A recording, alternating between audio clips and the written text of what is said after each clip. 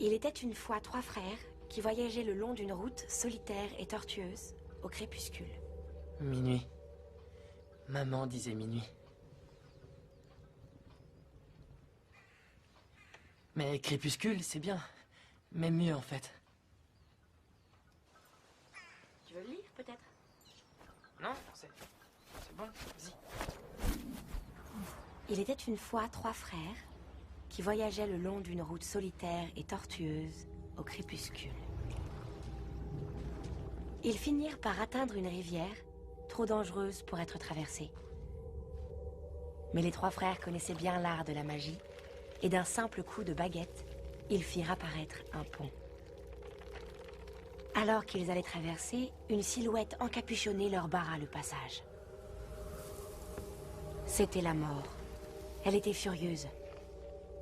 Furieuse car d'habitude, les voyageurs se noyaient dans la rivière. Mais la mort était rusée.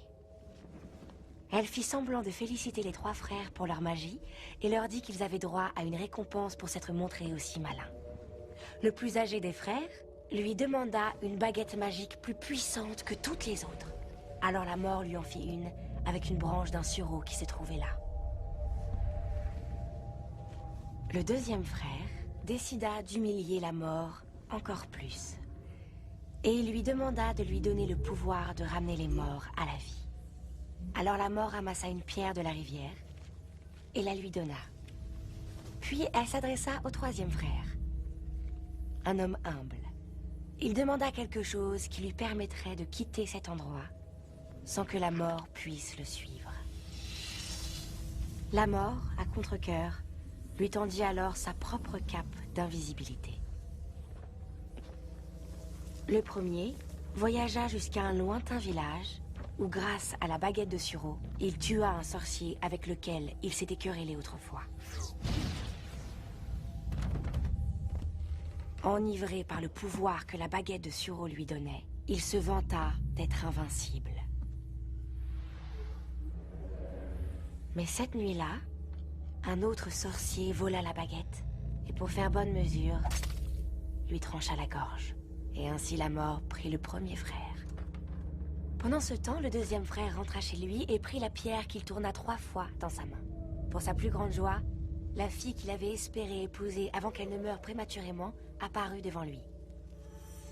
Cependant, elle resta triste et froide, car elle n'appartenait pas au monde des vivants. Rendu fou par un désir sans espoir, le deuxième frère se tua afin de la rejoindre. Et ainsi, la mort prit le deuxième frère. Quant au troisième frère, la mort le chercha pendant de nombreuses années, mais ne put jamais le retrouver. Ce fut seulement quand il eut atteint un grand âge que le plus jeune des frères enleva sa cape d'invisibilité et la donna à son fils.